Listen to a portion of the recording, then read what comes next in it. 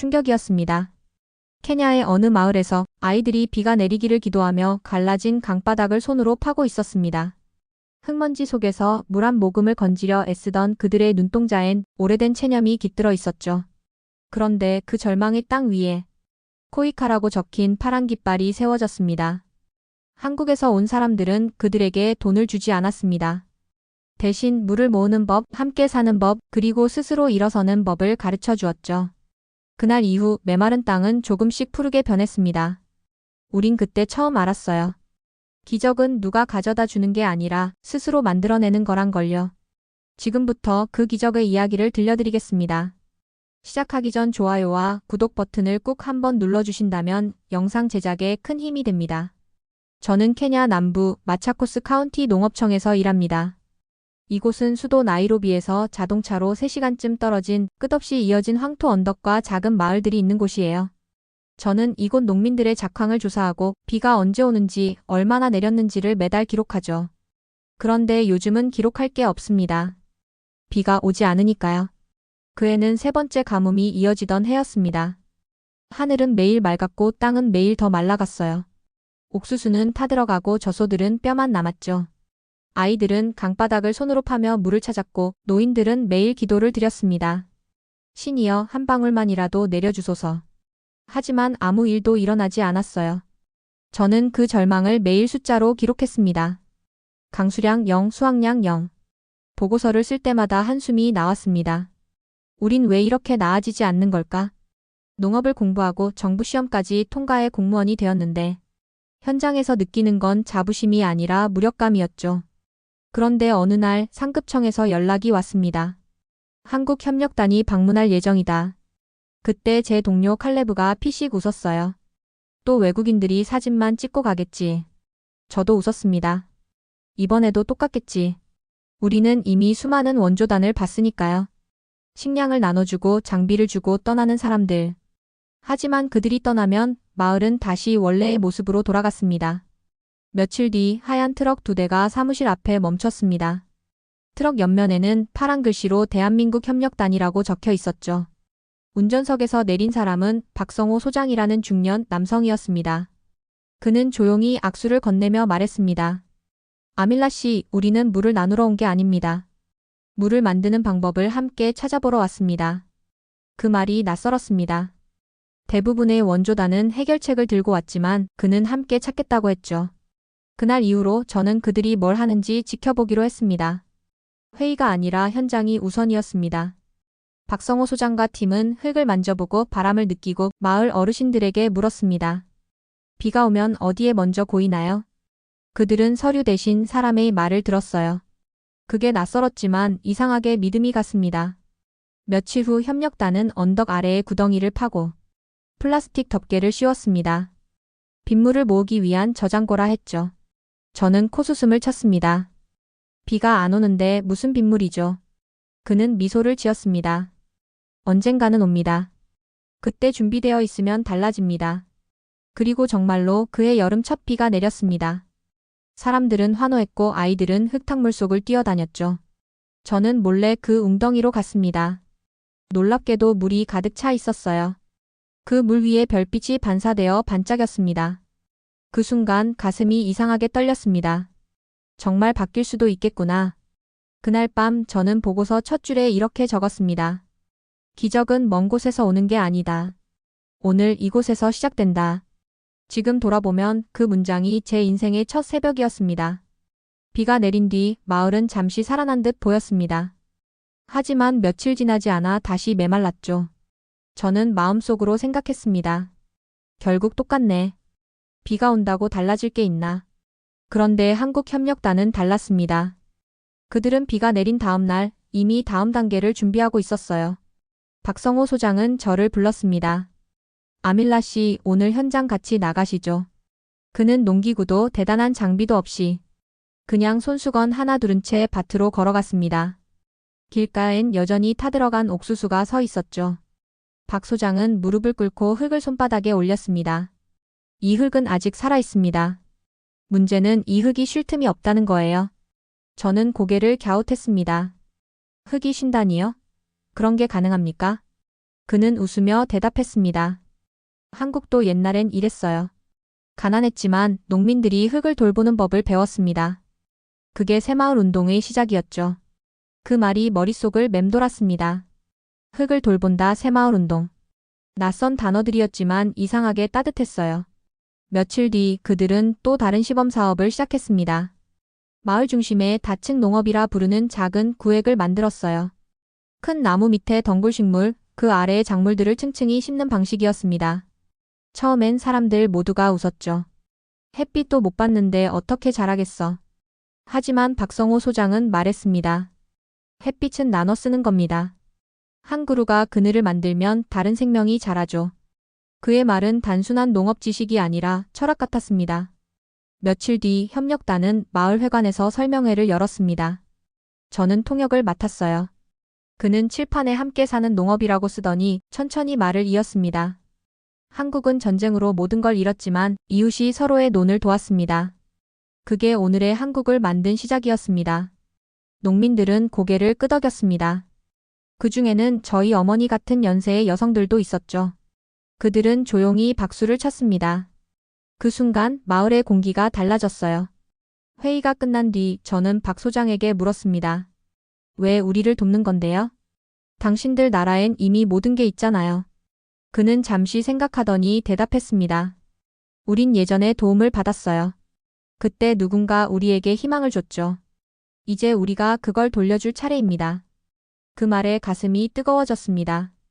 그는 원조를 하러 온 게 아니라 빚을 갚으러 온 사람이었어요. 며칠이 지나면서 협력단은 마을 아이들과 놀고 여성 농민들과 장터를 함께 돌며 작물 말리는 법을 알려주었습니다. 그들은 절대 가르친다는 태도를 보이지 않았어요. 항상 함께 해보자고 말했죠. 그 모습이 제겐 낯설었고 동시에 부끄러웠습니다. 저는 늘 정부의 지시만 따르며 농민들에게 명령하듯 말했으니까요. 하지만 그들은 웃으면서 듣고 기다렸습니다. 저는 매일 그들을 따라다녔습니다. 언젠가부터 제 노트에는 숫자 대신 사람들의 이름이 적히기 시작했죠. 농부 요셉, 과부 리디아, 아이 내리마. 그들의 이야기를 적고 웃음을 기록했습니다. 보고서가 아니라 사람의 기록이었어요. 어느 날 밤 저는 박 소장에게 말했습니다. 당신들이 하는 일은 그냥 농업이 아니군요. 그는 조용히 웃었습니다. 농업은 땅을 살리는 일이고 그 땅 위에 사는 사람을 살리는 일이죠. 그날 저는 마음속으로 결심했습니다. 이제 나도 이런 사람이 되고 싶다. 다음 날 저는 협력단에 정식으로 요청했습니다. 박 소장님, 저도 당신들과 함께 현장 교육을 맡고 싶습니다. 그는 아무 말 없이 제 손을 잡았습니다. 아밀라, 당신이야말로 이 일을 이끌 사람이에요. 그날 밤 저는 집에 돌아와 거울을 봤습니다. 먼지투성이 얼굴 속에서 오랜만에 제 눈빛이 살아있는 걸 느꼈습니다. 이상하게도 그날 이후 저는 매일 새벽이 기다려졌습니다. 그해 9월 저는 처음으로 현장 교육 책임자가 되었습니다. 협력단과 함께 마을 여성들을 모아 작은 농업학교를 열었죠. 교실은 없었습니다. 그늘막 아래 나무 벤치 2개, 칠판은 고무나무 껍질을 벗겨 만든 판자였어요. 그래도 사람들은 몰려왔습니다. 아밀라가 가르친대. 그 말이 마을을 돌자 아이를 업은 엄마들까지 찾아왔습니다. 저는 칠판 위에 함께 자라는 땅이라고 썼습니다. 그리고 말했죠. 오늘부터 우리 마을은 스스로 먹을 것을 지을 겁니다. 처음엔 다들 웃었습니다. 아밀라, 당신은 도시 공무원이지 농부가 아니잖아. 하지만 저는 미소로 답했습니다. 그래요, 농부는 아니지만 희망을 키우는 일이라면 해볼 만하지 않겠어요? 그날부터 우리는 매일 새벽 언덕에 올랐습니다.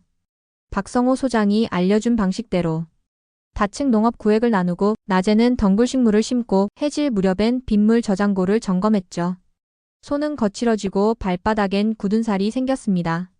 하지만 이상하게 행복했습니다. 가장 먼저 싹이 튼 건 고구마였어요. 어느 날 아침 젖은 흙 사이로 연두색 잎이 올라왔습니다. 그걸 본 마을 아주머니 리디아가 울음을 터뜨렸습니다. 아밀라, 우리가 해냈어. 정말 잘하고 있어. 그 순간 저는 마음속이 뜨겁게 끓는 걸 느꼈습니다. 그건 단순히 식물이 아니라 우리 모두의 자존심이었죠. 며칠 뒤 협력단이 방문했습니다. 박 소장은 싹이 난 고구마를 보며 고개를 끄덕였습니다. 이건 당신들의 작품이에요. 그가 제게 웃으며 말했죠. 한국에서도 이렇게 시작했습니다. 한 줄에 모 한 줌의 희망으로요. 그 말을 들으니 이상하게 눈물이 났습니다. 저는 고개를 숙이며 속삭였습니다. 이제야 진짜 제 일을 하는 기분이에요. 그날 이후 마을은 조금씩 달라졌습니다. 사람들이 서로의 밭을 도왔고 저녁마다 모여 내일의 날씨를 이야기했어요. 아이들은 학교에서 배운 글씨로 우리 마을은 살아있다라고 써붙였습니다. 며칠 전까지만 해도 절망으로 가득했던 벽이 이제는 웃음소리로 채워졌죠. 한 달 후 첫 수확이 있었습니다. 고구마, 수수, 그리고 토마토 몇 상자. 양은 많지 않았지만 마을 사람들은 그것을 시장으로 들고 나갔습니다. 리디아는 직접 계산을 하고 아이들에게 새 신발을 사줬습니다. 그녀가 제게 말했죠. 아밀라, 이건 단순한 작물이 아니에요. 우리의 새로운 시작이에요. 그날 밤 저는 집으로 돌아와 노트를 펼쳤습니다. 예전처럼 보고서 형식으로 적지 않았어요. 그 대신 이렇게 썼습니다. 오늘 우리는 가난을 두려워하지 않았다. 함께 일하고 함께 웃었다. 그리고 그 안에서 삶이 자라났다. 창밖에는 달빛이 들판을 비추고 있었습니다. 저는 조용히 창문을 열고 바람을 맞았습니다. 그 바람엔 흙냄새와 사람 냄새가 섞여 있었죠. 그 순간 확신했습니다. 이건 단지 한 번의 수확이 아니었습니다. 이건 변화의 씨앗이었습니다. 첫 수확이 끝난 뒤 마을은 다시 분주해졌습니다. 사람들은 다음 작기를 준비했고 저는 협력단과 함께 빗물 저장고를 확장하는 계획을 세웠어요. 그런데 그때부터 이상한 시선이 느껴졌습니다. 마을의 남성들이 저를 피하듯 쳐다봤어요. 장터에서도 수군거리는 말이 들렸습니다. 여자가 농업을 바꾼다고? 그건 신의 질서를 거스르는 짓이야. 저는 애써 웃으며 넘겼지만 마음이 무거웠습니다. 며칠 뒤 회의에서 마을 대표인 무사 할아버지가 제게 말했습니다. 아밀라, 이제 그만하지. 여성들이 나서면 탈이 나는 법이야. 그 말은 마치 못 하나가 가슴에 박히는 듯 했어요. 저는 조용히 대답했습니다. 저희가 바라는 건 권력이 아니라 비와 흙 그리고 생명입니다. 하지만 아무도 대꾸하지 않았죠. 그날 밤 저는 오래도록 잠을 이루지 못했습니다. 책상 위엔 협력단에서 주고 간 새마을 운동 자료집이 놓여 있었어요. 그 속에는 낯선 흑백 사진들이 가득했습니다. 맨손으로 도로를 닦는 사람들, 흙벽집을 벽돌로 바꾸는 농민들, 그리고 웃고 있는 여성들의 얼굴. 사진 속 사람들은 지금의 나처럼 보였습니다. 저는 그 순간 마음속에서 어떤 힘이 솟구치는 걸 느꼈습니다. 다음 날 새벽 저는 밭으로 나갔습니다. 박성호 소장도 그곳에 있었어요. 그는 말없이 저를 바라보다가 물었습니다. 무슨 일 있습니까? 저는 솔직히 말했죠. 사람들이 저를 비웃어요. 여자가 농업을 이끈다는 게 말이 되냐고요. 그는 잠시 하늘을 올려다보며 말했습니다. 한국도 그랬습니다. 하지만 누군가 시작해야 했죠. 그게 우리에게 희망이 됐습니다. 그 말에 눈물이 났습니다. 누군가 나를 믿어주는 게 이렇게 큰 힘이 될 줄 몰랐어요. 그날부터 저는 다시 현장으로 돌아갔습니다. 남자들이 외면해도 아이들과 여성 농민들이 함께 해줬습니다. 리디아는 말했습니다. 우린 당신을 믿어요, 아밀라. 당신이 멈추면 우리도 멈추니까. 그 말에 저는 고개를 끄덕였습니다. 그럼 멈추지 말아요. 우리 손으로 길을 만들어요. 며칠 후 폭우가 내렸습니다. 사람들은 겁에 질렸죠. 이러다 또 작물 다 떠내려가겠네. 하지만 저는 다르게 생각했습니다. 이번엔 준비가 되어 있었으니까요. 우리가 만든 빗물 저장고가 넘치지도 무너지지도 않았습니다. 오히려 고인 물이 주변 밭으로 흘러가며 메마른 땅을 적셨죠. 사람들은 그걸 보며 놀라움을 감추지 못했습니다. 그날 밤 마을 회관에 모여 모두가 말했습니다. 정말 가능하구나. 이제 우리도 할 수 있겠어. 무사 할아버지가 제게 다가왔습니다. 내가 틀렸구나, 아밀라. 여성이 아니라 사람이었지. 그 말에 저는 웃었습니다. 아닙니다. 우린 모두 같은 농부잖아요. 회의가 끝난 뒤 저는 협력단 트럭 옆에 서서 하늘을 올려다봤습니다. 별빛이 비에 젖은 땅을 비추고 있었어요. 그 순간 깨달았습니다. 진짜 싸움은 비나 가뭄이 아니라 사람의 마음을 바꾸는 일이었단 걸요. 그리고 마음속으로 다짐했습니다. 이제 시작이야. 우리가 바꾼 건 흙 한 줌이 아니라 생각 한 줄기였어. 우기가 끝나고 햇살이 다시 돌아왔을 때 마을은 전혀 다른 빛깔을 띠고 있었습니다. 이전까지 먼지만 날리던 밭에 푸른 싹이 일제히 고개를 들었어요. 고구마 넝쿨이 땅을 덮고 수수 이삭이 햇빛에 반짝였습니다. 저는 매일 새벽 그 길을 걸으며 바람에 흔들리는 잎소리를 들었습니다. 그건 마치 마을이 숨쉬는 소리 같았어요. 사람들도 달라졌습니다. 농민들은 서로의 밭을 돌며 좋다, 이건 잘 됐네 하며 웃었죠. 아이들은 교실 창가에서 싹이 나는 모습을 그렸고 교사들은 수업 대신 밭으로 나와 농사를 도왔습니다. 그 모든 게 믿기지 않았습니다. 불과 1년 전 절망과 빈곤으로 가득했던 마을이었으니까요. 리디아는 시장에서 고구마와 수수를 팔기 시작했습니다. 그녀의 손에는 이제 흙 대신 계산기가 쥐어져 있었죠. 저는 그 모습을 보며 마음속으로 중얼거렸습니다. 우리가 해냈구나. KOICA 협력단이 현장을 방문한 날 박성호 소장은 흙먼지 묻은 손으로 제 어깨를 두드렸습니다. 이건 우리 일이 아니라 당신들의 성취입니다. 저는 대답했습니다. 아니요, 박 소장님. 우리가 아니라 함께 만든 거죠. 당신들이 씨앗을 뿌리고 우리가 그걸 키웠습니다. 그는 웃으며 말했죠. 한국에서도 그렇게 시작했습니다. 한 줄기 희망이 결국 숲을 만들었어요. 며칠 뒤 정부 관계자들이 마을을 방문했습니다. 그들은 사진을 찍고 자료를 가져갔습니다. 신문에는 기후스마트 농업 시범사업 성공이라는 제목이 실렸죠. 하지만 제겐 그보다 중요한 게 있었습니다. 아이들이 깨끗한 물을 마시고 어머니들이 새 옷을 입고 웃는 모습이었어요. 비가 내리면 저장고가 넘치지 않게 흘러가고 마을 사람들은 자발적으로 물길을 관리했습니다. 이제는 누가 시키지 않아도 움직였죠. 아밀라, 내일은 내가 봄비 저장고 청소할게. 좋아요, 저는 고구마 밭 정리하겠습니다. 이런 대화가 자연스러워졌습니다. 그게 진짜 기적이었어요. 한 번은 한국에서 온 기자가 저를 인터뷰했습니다. 이 마을은 어떻게 이렇게 변했습니까? 저는 잠시 생각하다 대답했습니다. 우린 도움을 받은 게 아닙니다. 함께 배우고 함께 바꿨을 뿐이에요. 그 말이 나도 모르게 나왔지만 그때 제 마음속에는 한국의 새마을 깃발이 떠올랐습니다. 근면, 자조, 협동. 그 세 단어가 이제 내 인생의 신조가 되었죠. 그의 마지막 날 마을 사람들은 작은 축제를 열었습니다. 아이들은 노래를 부르고 여성들은 수확한 곡식으로 음식을 만들었어요. 하늘엔 폭죽 대신 별이 반짝였습니다. 박성호 소장은 제게 조용히 말했습니다. 아밀라, 당신이 이 마을의 박정희예요. 저는 깜짝 놀라 웃었습니다. 그건 너무 큰 이름이에요. 저는 그냥 흙을 믿는 사람일 뿐입니다. 그날 밤 저는 혼자 언덕에 올랐습니다.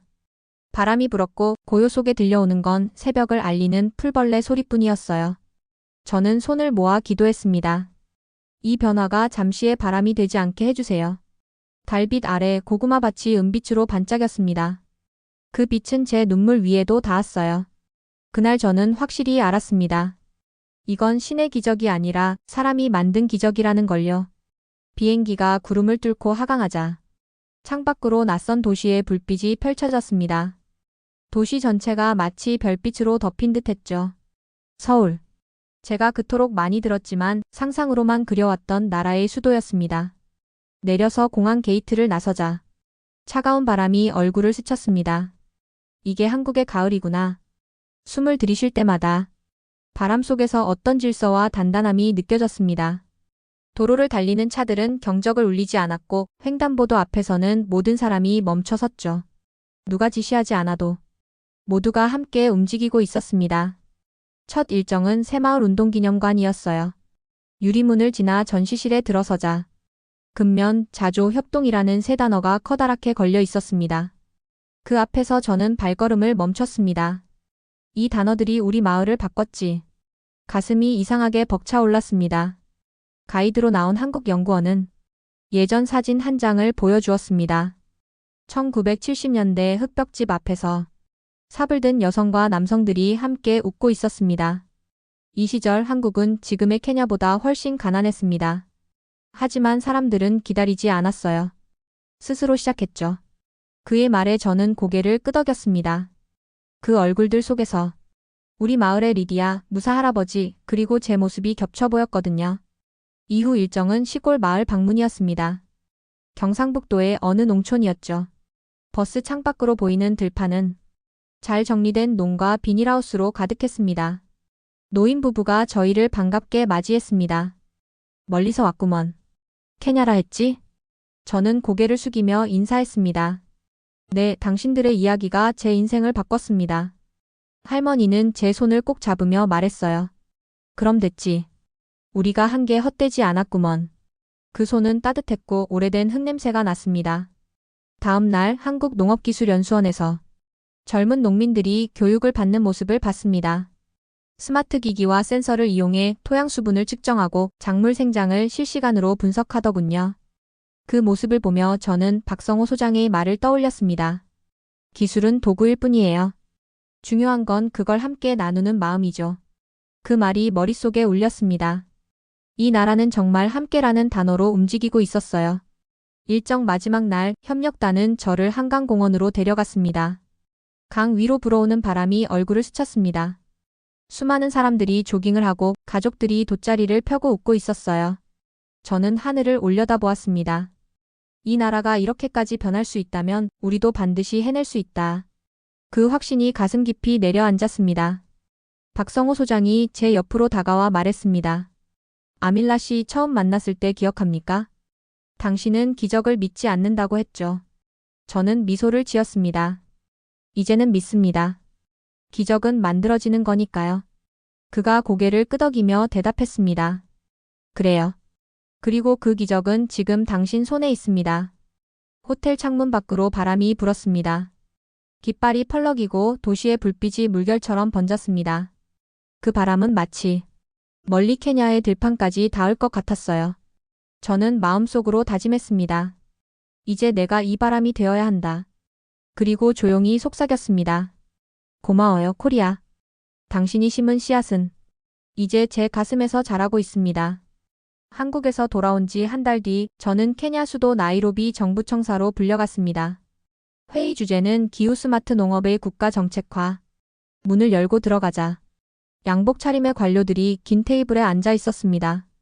심장이 쿵쿵 뛰었습니다. 이 자리에서 무언가 잘못 말하면 지금까지의 모든 노력이 물거품이 될지도 몰랐어요. 회의가 시작되자 농업부 장관이 제게 물었습니다. 아밀라, 당신이 말한 이 스마트 농업이 정말 가난한 마을에 도움이 된다는 보장이 있습니까? 저는 손에 땀이 찼습니다. 그러나 마음속에는 한국에서 본 광경들이 떠올랐어요. 농기를 닦던 사람들, 새벽 바람에 흔들리던 깃발, 그리고 박성호 소장이 제게 했던 말. 기적은 스스로 만드는 거예요. 그 문장이 등 뒤에서 저를 밀어주었습니다. 저는 천천히 일어섰습니다. 장관님, 저는 보고서를 말하지 않겠습니다. 대신 사람들의 얼굴을 말씀드리겠습니다. 빗물을 모던 아이들, 고구마를 팔던 어머니들, 그들의 눈빛이 그 답입니다. 회의실이 잠시 조용해졌습니다. 저는 이어 말했죠. 우린 돈이 필요한 게 아닙니다. 지속 가능한 방법이 필요합니다. 그리고 그 방법은 이미 우리 안에 있습니다. 그 순간 장관의 표정이 바뀌었습니다. 그래서 당신은 이 방식을 모든 카운티에 확대하자고? 저는 고개를 끄덕였습니다. 네, 그게 우리가 살 길입니다. 잠시 정적이 흐르더니 한쪽에서 박수가 터졌습니다. 처음엔 한두 명이었지만 곧 방 안이 박수 소리로 가득 찼습니다. 장관이 미소를 지으며 말했습니다. 좋아요, 아밀라. 당신의 제안을 받아들이겠습니다. 그 말이 끝나자 숨이 멎는 듯 했어요. 눈물이 고여 흐르려는 걸 간신히 참았습니다. 회의가 끝나고 밖으로 나오자 나이로비의 하늘이 유난히 높고 맑았습니다. 건기임에도 공기엔 비의 냄새가 섞여 있었죠. 그날 저녁 협력단으로부터 축하 전화가 왔습니다. 박성호 소장의 목소리가 들렸습니다. 축하합니다, 아밀라. 이제 당신이 길을 이끄는 사람이 됐네요. 저는 웃으며 대답했습니다. 아니에요, 소장님. 저는 그냥 그 길을 이어가는 사람일 뿐이에요. 그가 말했습니다. 한국에서도 그렇게 시작했습니다. 누군가의 마음이 길이 되면 그 다음엔 모두가 걷게 되죠. 그날 밤 저는 잠이 오지 않아 시청 옥상에 올랐습니다. 나이로비의 불빛이 강물처럼 흘러내리고 있었어요. 멀리 동쪽 하늘로 시선을 옮기니 한국에서 봤던 그 별자리가 보였습니다. 저는 조용히 속삭였습니다. 고마워요, 코리아. 당신들이 심은 씨앗이 이제 우리 땅에서 자라기 시작했어요. 다음 날 아침 라디오 뉴스에서 제 이름이 나왔습니다. 정부 기후 스마트 농업 예산 공식 편성. 현장 담당자 아밀라 나이로비의 제안 전면 채택. 그 순간 저는 눈을 감고 미소를 지었습니다. 그건 단순한 정책이 아니라 우리 모두의 꿈이 법으로 기록된 순간이었죠. 그날 오후 마차코스 마을로부터 메시지가 왔습니다. 아밀라, 비가 내렸어. 저장고가 가득 찼어. 저는 핸드폰을 꼭 쥐었습니다. 눈물이 왈칵 쏟아졌어요. 하늘은 여전히 높고 푸르렀습니다. 그 푸름이 이제 제 인생의 색깔이 되었습니다. 그 후로 몇 해가 지났습니다. 마차코스 마을은 이제 예전의 그 메마른 땅이 아닙니다. 사방에 푸른 고구마 넝쿨이 얽혀 있고 아이들은 그 사이에서 술래잡기를 합니다. 비가 오면 저장고가 넘치고 그 물로 새로운 밭이 생겨났습니다. 마을은 더 이상 도움을 기다리지 않습니다. 이제는 다른 마을을 돕는 곳이 되었어요.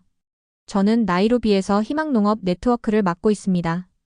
케냐 전역의 젊은 농업인들과 여성 리더들을 모아 기후 스마트 농업을 확산시키는 일입니다. 회의실 벽에는 한국에서 가져온 사진이 걸려 있죠. 박성호 소장, 리디아, 그리고 우리 마을 사람들. 사진 속 그들은 여전히 같은 미소를 짓고 있습니다. 가끔은 초등학교 아이들이 저를 찾아옵니다. 아밀라 선생님, 우리도 나무 심을래요. 그럴 때마다 저는 웃으며 말하죠. 좋아요. 하지만 나무보다 먼저 마음을 심어야 해요. 아이들은 고개를 갸웃하다가 금세 웃습니다. 그 미소를 보면 저는 알 수 있어요. 이 나라의 미래가 이미 자라고 있다는 걸요. 리디아는 이제 마을의 대표가 되었습니다. 그녀는 매주 시장에 나가 우리 농산물은 우리가 지킨다는 팻말을 걸어둡니다. 무사 할아버지는 여전히 밭으로 나가지만 이젠 쟁기 대신 스마트폰으로 날씨를 봅니다. 그 모습을 볼 때마다 저는 마음속으로 중얼거립니다. 이게 바로 우리가 만든 새마을이구나. 박성호 소장은 몇 달 전 퇴임을 앞두고 편지를 한 통 보내왔습니다.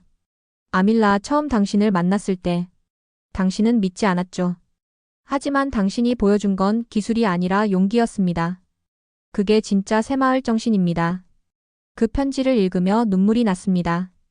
그는 내게 길을 보여준 사람이었지만 이제는 그 길을 걸어가는 건 제 몫이었어요.